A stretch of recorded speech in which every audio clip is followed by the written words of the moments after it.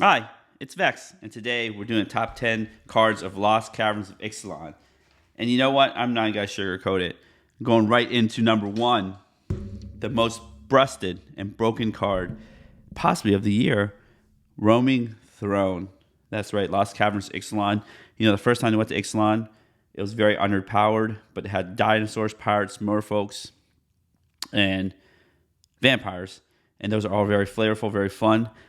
This time, it's all about commander. It's all about power level. That is right. Roaming Throne. As you can see, I have 6 of them here because I'm upgrading a bunch of my decks. And, yep, they all need them because Roaming Throne is that good. Let's read it what it does. 4 generic, which makes it really good because it goes in every deck. Artifact Creature Golem. Ward 2, even that is good too. As Roaming Throne ETBs, choose a creature type. So it's any type you want. All the good Kindred decks you want. Roaming Throne is a chosen type in addition to its other types. So it's also a golem in addition. If a trigger ability of another creature you control of the chosen type triggers, it triggers an additional time. Wow. So the top commander Atraxa, you can even play Roaming Throne, name Phyrexian, name Angel. And boom, Atraxa will proliferate twice. Eureka would, flip twice, or all ninjas. Eureka is a Kindred deck. Ishin, the attack triggers would trigger twice. You see how it goes. Things will trigger twice. And if you have Miriam on the battlefield, insanity ensues because you get tons of these little guys. Because this guy's a dragon. Miriam will trigger, make another dragon, then double the triggers. Tell me in the comments below how many. If you have Miriam on the board, Miriam, the dragon, you play this, how many copies of Roaming Throne would you end up with? That is a quiz for the viewers. Anyways, yes, this is one of the most broken cards of the year, and it goes in any deck, generic. It's like a Panharmonicon for triggers. I have the showcase version here too. I really don't like this version as much. I like this one better. It looks better. Anyways, as I'm going to upgrade my decks, I'm just like, what doesn't want a Roaming Throne in a deck? That's kind of crazy. And even if you don't play a lot of that creature type, you can just play it to trigger your commander twice, which is very powerful. All right, let's go with the regular show here. We have our honorable mention here, of course. We have the original meme card from IXALAN itself, Colossal Dreadmaw, and they kept printing this over and over again. This is the latest printing from Jumpstart 2022. It's 4 green. Creature Dinosaur, Trample, 6/6. Very simple card. It's a meme card. I think it's kind of funny. Then in Lost Caverns of Ixalan, they upgraded our poor Colossal Dreadmaw into an Earthshaker Dreadmaw. 4 green. Creature Dinosaur, Trample, 6/6. The same stats, but now it does. When it ETBs, draw a card for each other dinosaur you control. Well, very powerful. And even if you didn't have that clause, it's still a Colossal Dreadmaw, so it's still very good. So that is our honorable mention. Sometimes you got to have fun with it. All right, let's start off with number 10. So we're actually count down formally to number 2. We already know what number 1 is. That is easy as pie. We have here, wrong way. Oops, sorry, you didn't see that. I'm all kinds of lost here. There we go. Number 10, the Millennium Calendar. And I put it as number 10. It's more of a fun card versus a powerful card. And sometimes you just want to have fun. I only own a full copy of this. So 1 mana can be fetched with Urza Saga. Always remember that. Legendary artifact. Whenever you untap 1 or more permanents during your untap step, put that many time counters on the Millennium Calendar. 2 tap, double. People love the word double or additional time. Double the number of time counters on Millennium Calendar. When there are 1,000 or more time counters on the Millennium Calendar, sacrifices and each opponent loses 1,000 life. Well, that's pretty insane. You untap a bunch of stuff.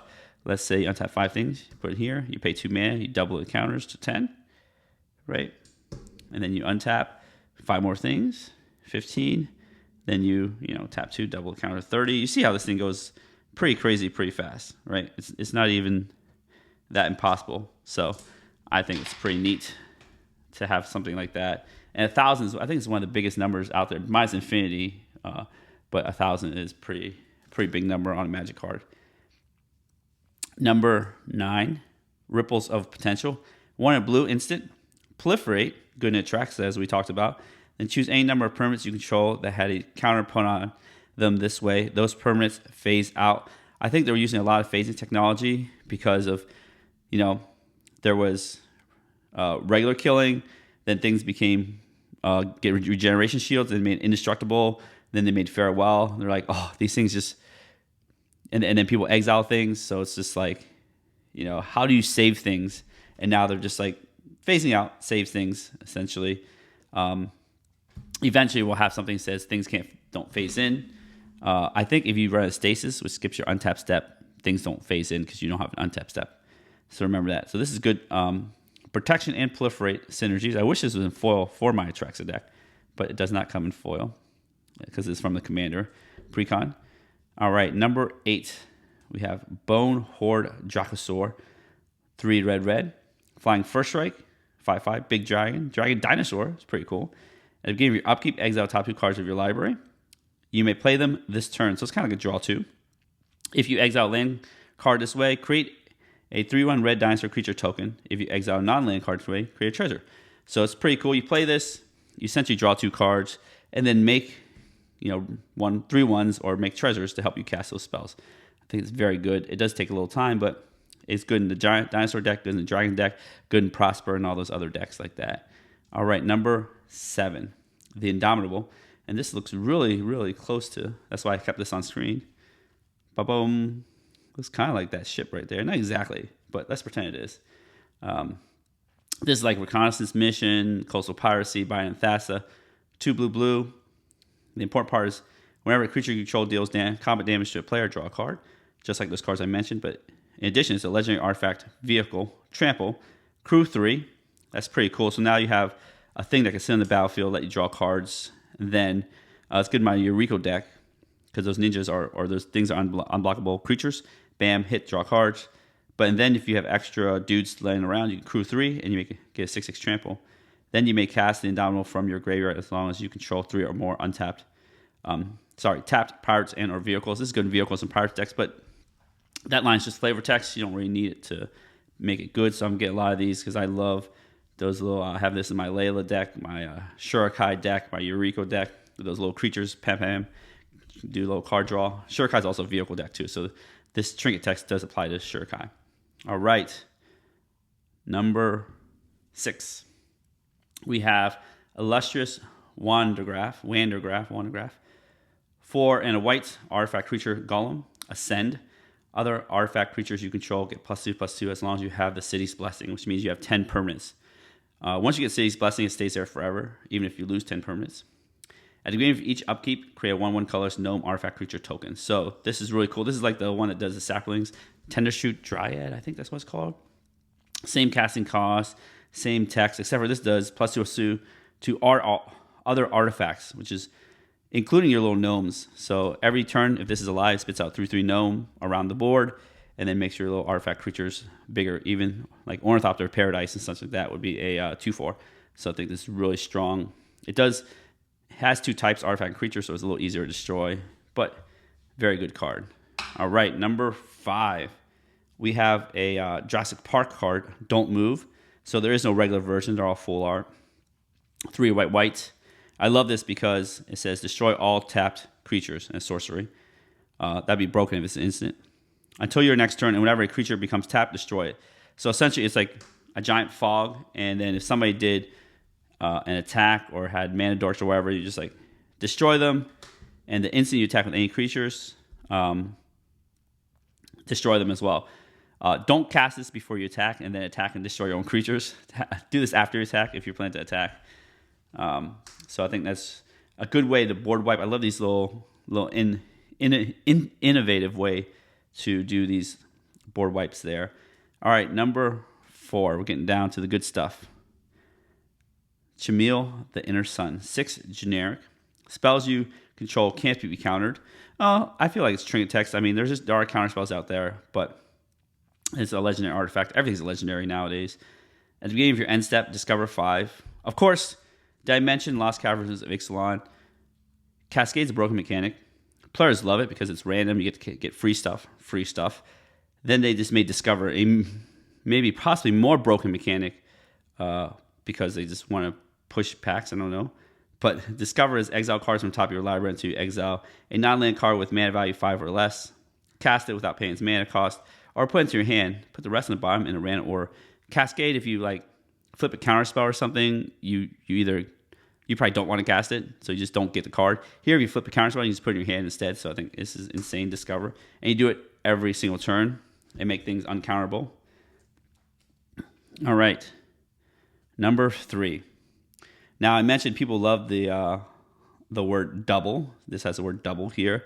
Roaming Throne essentially has the word double triggers. What about triple?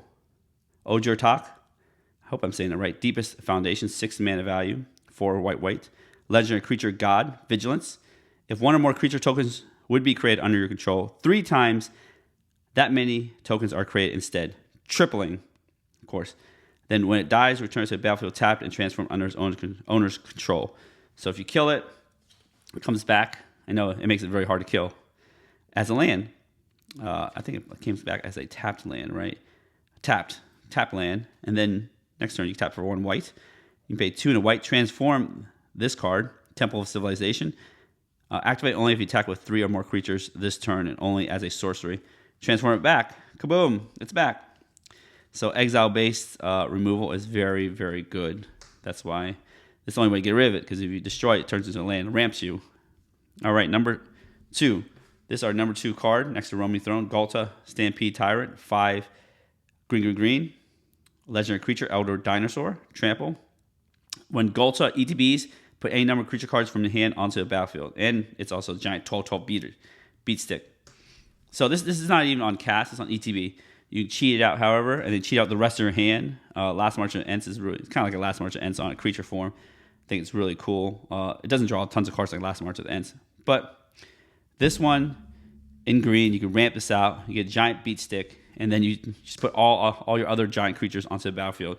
So I think that is extremely good here. I think this tripler is good. It's kind of, I feel like a little win more because it costs 6 mana. Doesn't do things right away. But if you put these 2 cards together, that's pretty insane.